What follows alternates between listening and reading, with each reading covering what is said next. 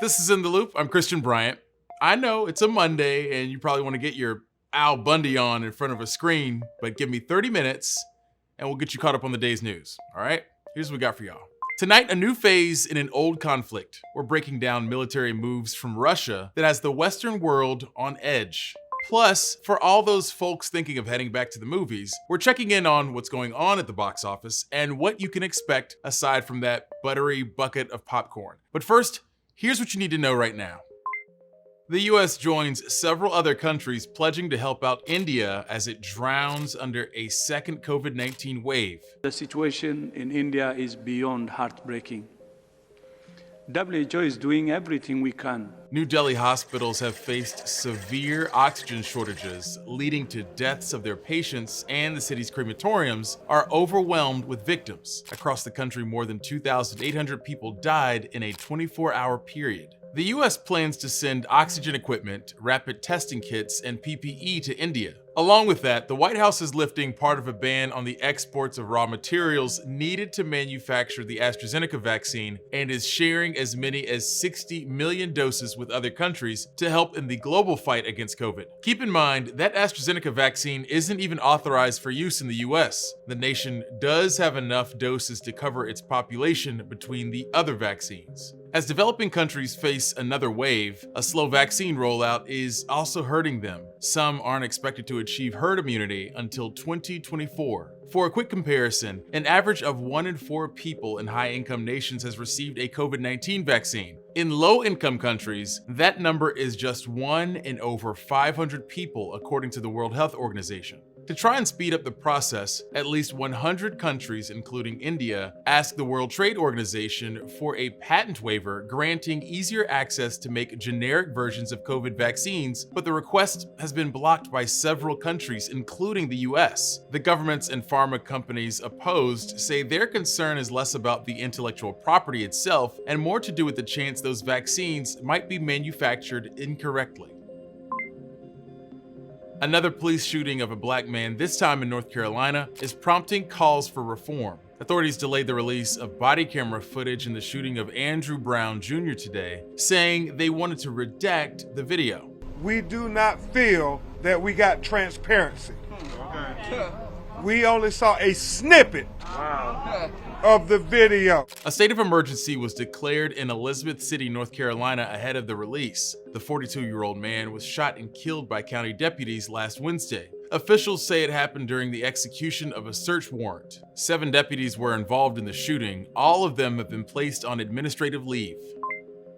A federal summer food program will help feed as many as 34 million kids this summer across the nation, making this the largest program of its kind in U.S. history. The Agriculture Department announced the expansion of the program today. Using funds from the coronavirus relief package, eligible families will receive about $7 of food each weekday per child during the summer. It's meant to replace a school meal since many kids were forced to learn virtually. The recent relief package also included payments for the enhanced child tax credit, which is set to expire at the end of the year. It's all a part of the Biden administration's effort to end child poverty. Almost 1 in every 5 children in the US lives in poverty, and COVID only made things worse for so many struggling families.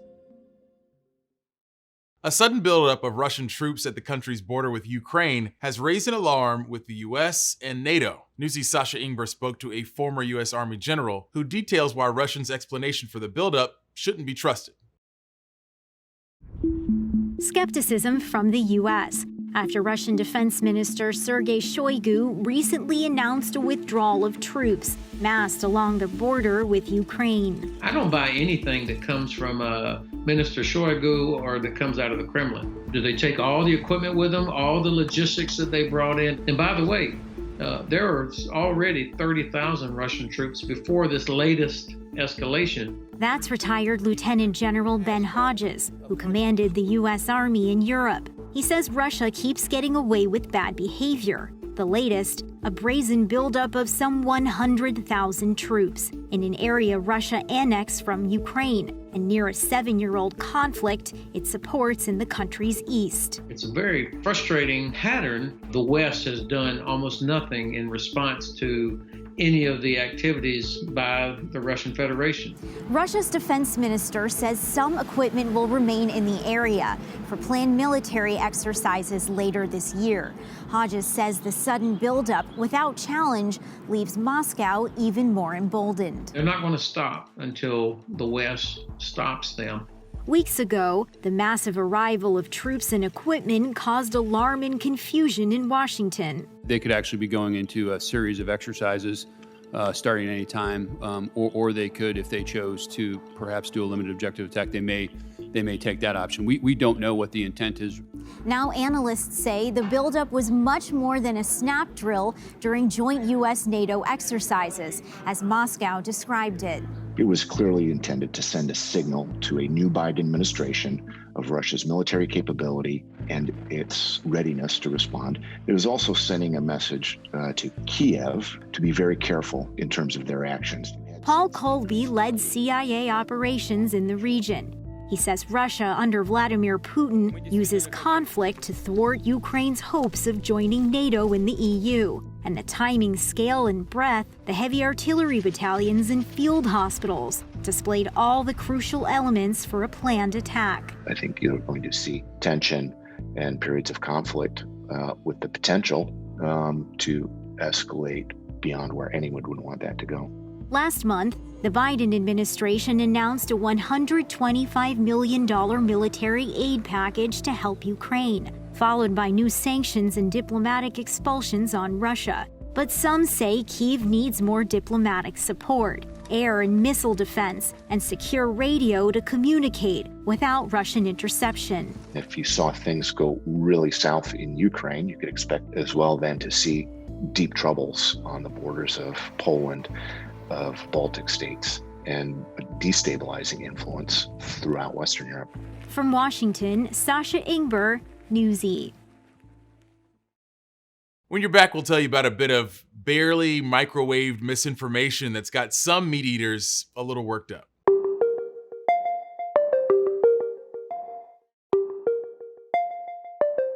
Y'all know about Beyond or Impossible Foods?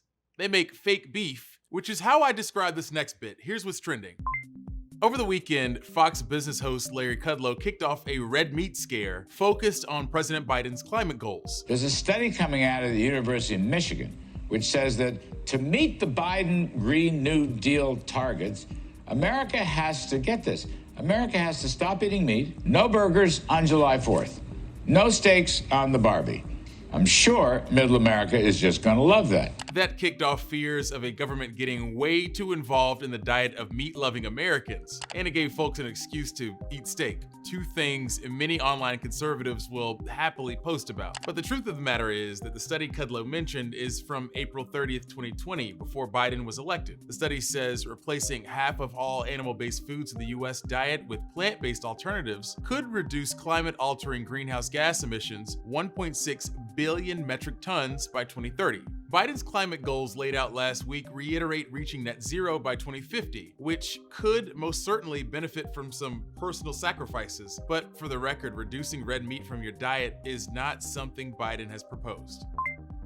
With the Tokyo Olympics still planning to go forward, the IOC is weighing some rules for participation, like punishing athletes for gestures related to protests. To be clear, this is a long-standing ban the IOC has had in place to protect the so-called neutrality of the games. They've just upheld it and haven't yet laid out what punishment for offenders will look like. Notably, this will be the first Olympics following 2020's wave of demonstrations focused on racial justice and ending police brutality. Another quick note, the Summer Olympics is the event that sees the most Black Americans compete on the world stage. According to the Washington Post, Black athletes were 23% of the US team in Rio in 2016. For comparison, BuzzFeed reported Black people from all countries made up less than 2% of competitors at the 2018 Winter Olympics. The IOC did have some recommendations related to athlete expression, including highlighting the importance of solidarity, unity, and non-discrimination at the opening and closing ceremonies. But they are expected to clarify punishments for athletes who protest during the games by the time the ceremony opens July 23rd.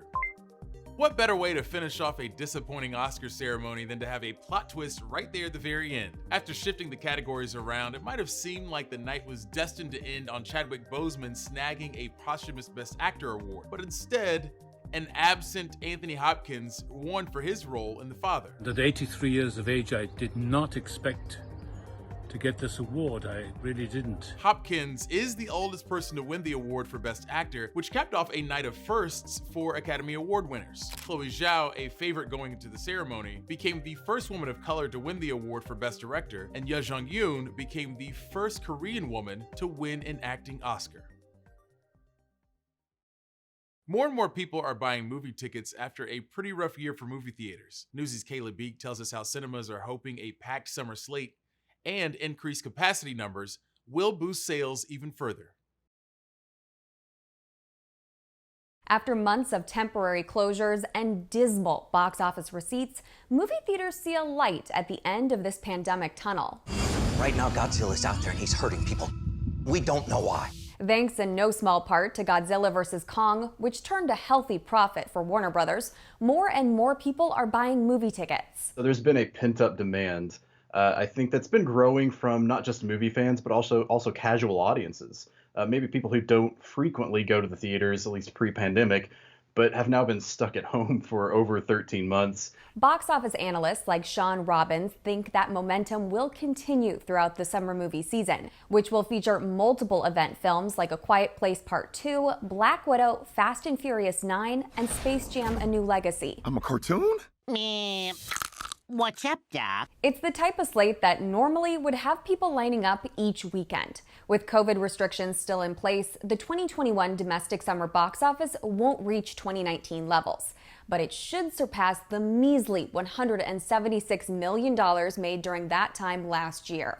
We certainly expect to get back to profitability by the second half of the year. That's really our ultimate goal. Regal Cinemas expects to have all its theaters open by the end of May, and its chief marketing officer says the theaters that can operate at 50% capacity or greater should be able to turn a profit. We are happy to see a lot of big markets that have gotten there.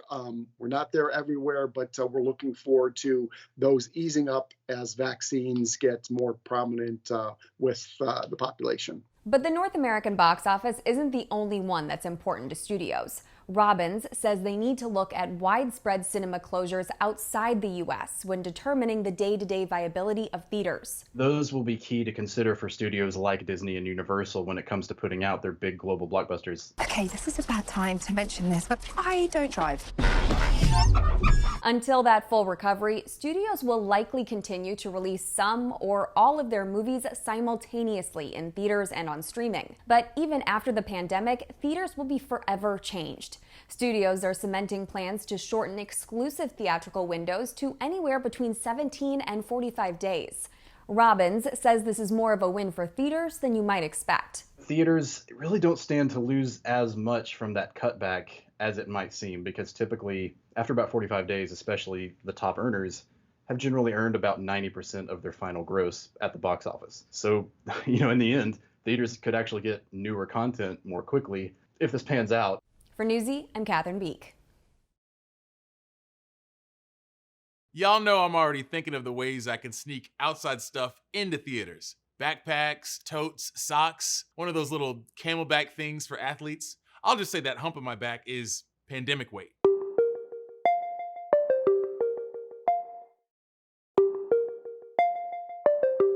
This is a pretty interesting time in the pandemic for people who've been fully vaccinated. You're protected against severe illness and infection, but just how protected? What's the risk of being around a few dozen people? Luckily, that's the exact focus of this next story. Newsy's Lindsay Thies breaks it down for us. With more and more people getting the COVID-19 vaccine, you may be asking yourself, what's my risk of catching the virus? We asked the experts, what's the risk of a gathering of 40 or more people after being vaccinated? Their take, contracting the virus is high risk. Right now, we're not quite at the point of large gatherings of 40 people or more. In large groups, it's much harder to control the safety in those settings, which is why this is still not recommended. If you have people in that group that you don't know their vaccination status, you would be definitely wanting to continue masking, following social distancing protocols, while you were with that size of a group. It's going to be a little hard because, right now, no one knows who else has been vaccinated and how many other people. There's still only a small fraction of the United States that's been vaccinated, but that number is growing and growing. I'm not sure when, but at some point in time, we're going to reach that threshold where things are going to really open up. To learn more about what is low, medium, and high risk, visit newsy.com/what's the risk. If you haven't done so already, feel free to reach out to us on Twitter using the hashtag NewsyInTheLoop. I would say feel free to drop me into a private conversation with 38 of your closest Twitter friends, but I've realized I don't want to be around that many people offline or online.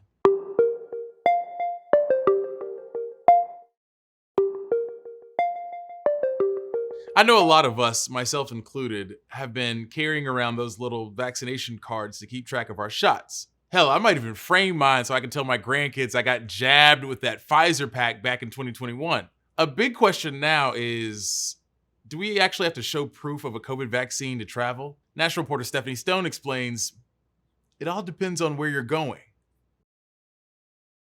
Royal Caribbean has already announced that guests need to be vaccinated.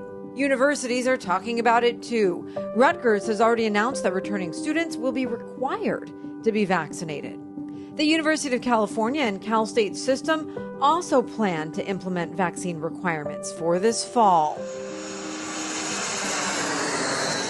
But if you're talking about summer travel and you want to fly, well, that's a loaded and complicated issue. Everybody's asking for something differently at the moment. Nick Kareen is Senior Vice President of Airports, Passenger, Cargo, and Security at IATA, the International Air Transport Association. He's also working on the Restart program, which is doing exactly what it sounds like, restarting the travel industry. And that is no easy feat. But there's an app for that. It's called Travel Pass, and it will help travelers manage and share the required COVID health information. That's all we need. And we need governments to accept that, and we need airlines to embrace that, and then everybody can play in this space. We believe we have the best product because we're utilizing existing systems and we're ahead of the game in terms of development. IATA doesn't support making vaccines mandatory for travel, but the group knows it has to be prepared for any and all requirements. We're trying to keep it as simple as possible. It is a bit daunting when you look at all the various requirements around the world. Rather than long lines at airports and lots of people congregating to show their vaccine cards or proof of testing, IATA hopes the Travel Pass will help move things along for both passengers and airlines. Some of our travel advisors report that 40% of their clients are brand new for the first time. That's Zane Kirby, President and CEO of ASTA, or the American Society of Travel Advisors. We don't feel that someone needs a vaccination in order to travel, but they should be able to prove that they don't have the virus if they plan to travel.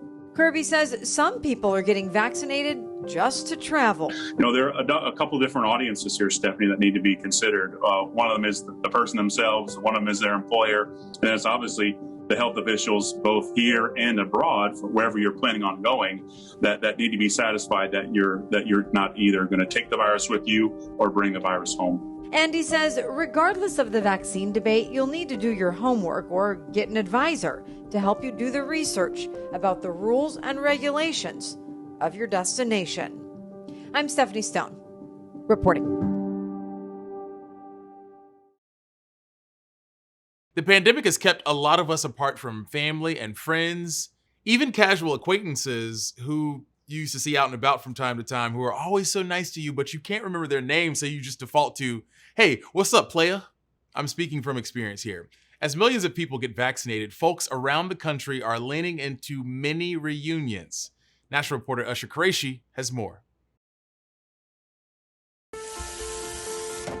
At the outset of the coronavirus outbreak, 69-year-olds Jim and Kathy Friedland decided they wouldn't take any chances with their health.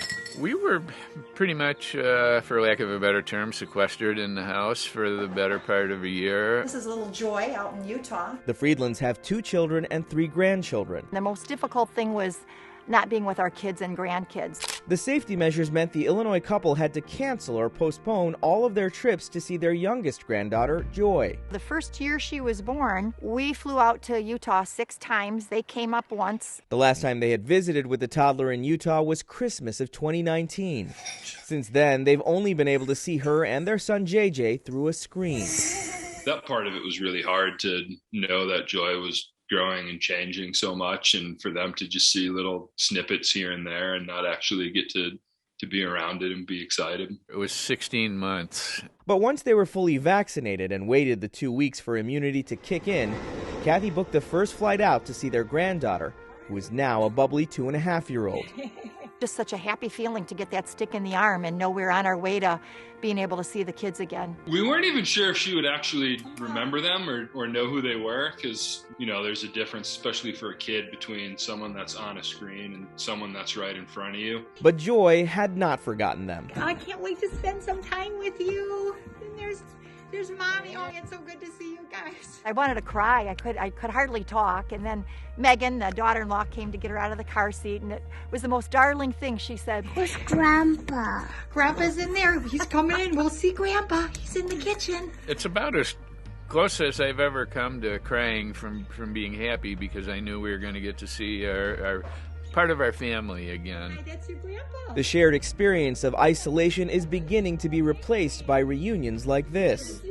They're happening across the country as family and friends try to catch up on missed time. Happy birthday Eve, Jay. Thanks. The Friedlands say they're filled with gratitude. With so many lives lost, they know they're fortunate. It was nothing short of just a wonderful feeling to be able to have that connection again. Oh, big hug. Oh, good hug. We should Zoom all the time. Reporting from Batavia, Illinois, I love you. Oh. I'm Usher Qureshi. That's it for us, gang. As always, thanks for watching. We'll be back tomorrow with more In the Loop. Same time, same place. Top stories from Newsy are headed your way right now.